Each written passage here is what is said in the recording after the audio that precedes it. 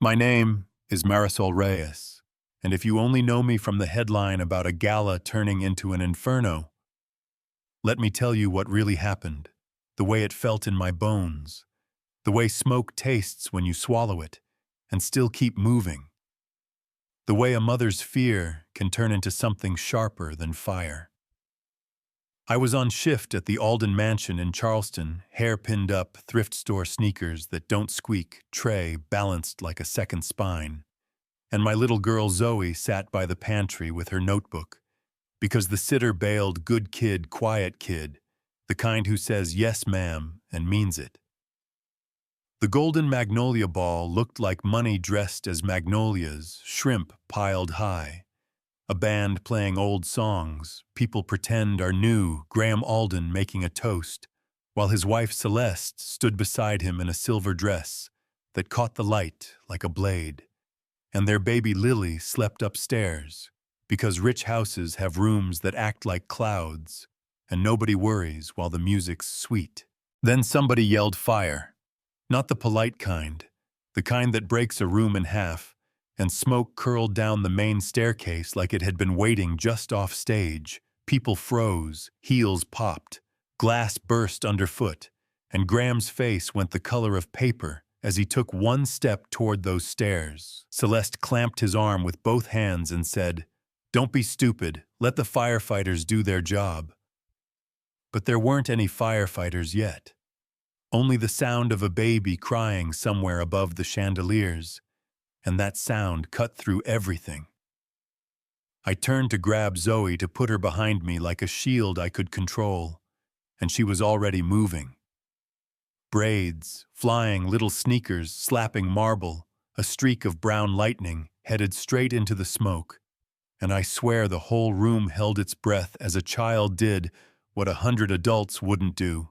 You know what I mean? That hush, that's really shame wearing perfume. I chased lungs, catching on heat knees hitting stone, and by the time I could stand again, the small nursery window upstairs snapped open, sticky paint giving way. And there she was, my kid pulling a wet blanket around a screaming bundle like she'd practiced in another life, lifting Lily into the night and crying out, "Catch her, please, just catch." And Graham was already under the window with hands like a net, and a voice that cracked on, "I've got you," and he did.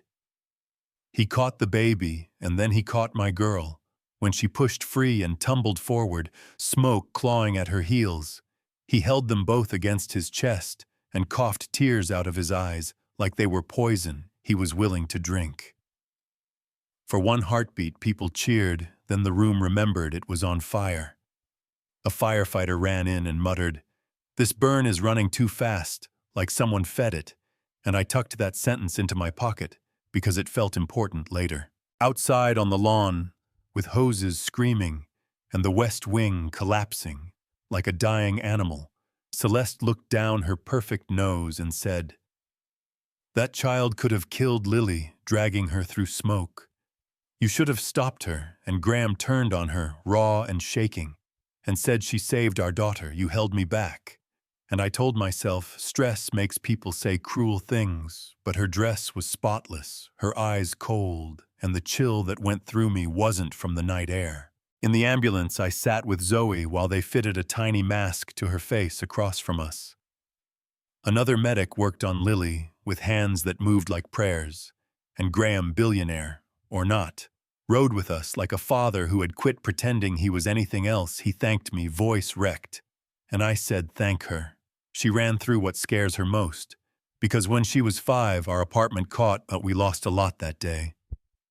Not each other, but fear pitched a tent in her chest, and she still went back into the fire for someone else's baby. Yeah, that happened. The hospital lights made everyone look like they hadn't slept in months. They wheeled Lily one way, Zoe another, and my heart felt pulled on a rope between 2 doors. A nurse took my elbow and said, "Breathe." "We've got them," and I tried. But the air tasted like coins, and down the hall, Celeste showed up in a new outfit, somehow sat like a statue and talked about press statements while Graham paced holes in the tile. Then she cornered me with a smile that never reached her eyes and said, Keep your daughter close, children do reckless things for attention. And I told her. Zoe heard a baby cry, that's all. Her smile pinched and she said, quite a story, try not to tell it to the press. We wouldn't want confusion, and Graham, like a door slamming, said we won't tell the press anything until I know how that fire started. Toward dawn, a man in a brown jacket came in quiet, as a secret, not family, not press, just a working man, whose hands had the kind of scars you don't brag about. He told Graham he saw Celeste enter the estate 2 hours before the gala, with a man carrying canisters. Said he kept his head down because people like us get punished for noticing. But he had a daughter too, and couldn't sleep after the news. And the look on Graham's face was the moment a map turns into a road. He left in the rain and came back colder. Didn't tell me then, but later I learned he went to a riverfront warehouse and heard Celeste promise money for results. Heard her say the hospital is easiest. The girl is weak, finish it. And that sentence is where my stomach dropped. Night again, machines humming. Zoe finally asleep, and I heard a shoe scrape in our room. A man in a hood bent toward her monitor like he knew exactly what to touch. For 2 seconds, I was stone. Then I was noise and teeth. Get away from my child, and Graham filled the doorway like a wall, voice low and mean. Touch her, and you disappear. The man bolted, got past security in the scramble, and the hallway changed temperature. Fear got teeth and started pointing. You know what I mean? When nobody says the name, but everybody knows who sent the wolf. Morning came gray. Zoe's numbers climbed. Lily pinked up. Celeste wanted Graham to stand outside in front of cameras and smile through it. He said, I'm not leaving either of them, she repeated. Either of them, like it burned her tongue. And he looked right at me and right at my kid across the hall and said, my loyalty is to my children, both of them, and I heard what he meant. Not adoption papers, not some movie moment. Just a simple line drawn in a place money can't buy a promise the size of a life. Detectives showed up with tired eyes and clean note pages. Graham gave them the warehouse address and the witness and whatever proof a man gathers when he decides he's done pretending they read Celeste. Her rights, and she laughed. Brittle said, you're embarrassing yourself publicly, and he said, I'm done being embarrassed by the truth. They took her down that hall, heels clicking like a metronome, and she turned, once looked at me like I was the pebble that cracked her window. I didn't look away. The days of dropping my eyes so rich folks can stay comfortable were over. After that, the rain lifted the streets outside the hospital, shone like mirrors inside. It was the softest version of peace hospitals ever give. I sat by Zoe and counted breaths. Graham stood in our doorway with Lily asleep against his chest. He said, I owe you. And I said, you owe her, and he nodded and said, then let me owe you both. And we smiled, the tired smile people make when the awful part is over and the hard part is just starting. Because this isn't a fairy tale.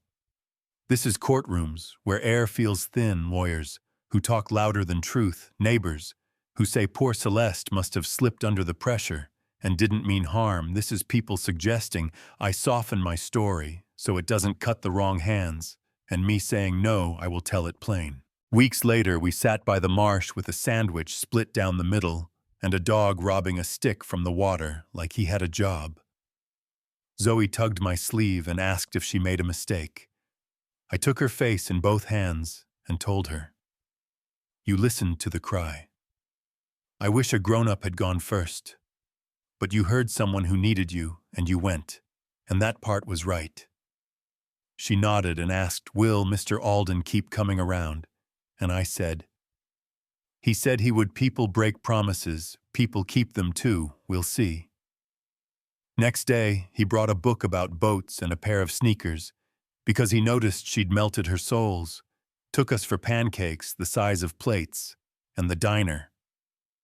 Waitress called Zoe hero under her breath. Like a blessing, a man raised his coffee cup, And a woman scowled into her grits and said, "Some people don't know their place." I smiled at her and took another bite because that's the thing about fire. It doesn't just destroy, it shows you what can't be burned. The twist, if you're still looking for one, is that power doesn't always look like gold, and guilt doesn't always look like tears. Sometimes the person, the town-crowned queen, chooses control over love and sets a match to the life she wanted to own. Sometimes the man they called heartless for years wakes up at 3 a.m. with a baby on his chest and becomes a father on purpose. Sometimes the cleaning lady stops saying sorry and starts standing up in the bright hallway light and never sits back down. And the ending, if you need one, is not neat because justice can be slow and rich. People are loud in a courtroom because memory is longer than headlines. And every time I tie Zoe's shoes, I see blackened laces and remember why they're new. But satisfaction looks like this: my child sleeping without flinching at the sound of rain, Lily laughing that hiccup baby laugh when Graham whispers her name, me walking into rooms where folks used to see a shadow and realizing they see a person now, maybe not everyone, not all at once, but enough. So tell me what you see in this. Tell me if you think Zoe was reckless or brave or both. Tell me if you've ever been sized up by your paycheck and made yourself bigger anyway. Tell me if what happened to Celeste reads like evil or sickness or something you've seen up close and didn't know how to name. Drop your truth in the comments where you're watching from, what you think is right and how you know, and if stories told plain by people who lived them mean something to you. Like this video, share it with somebody who might need a little courage today. Subscribe. If you want more, I'll keep showing up, doing the work, loving my kid, telling it straight till the smoke clears.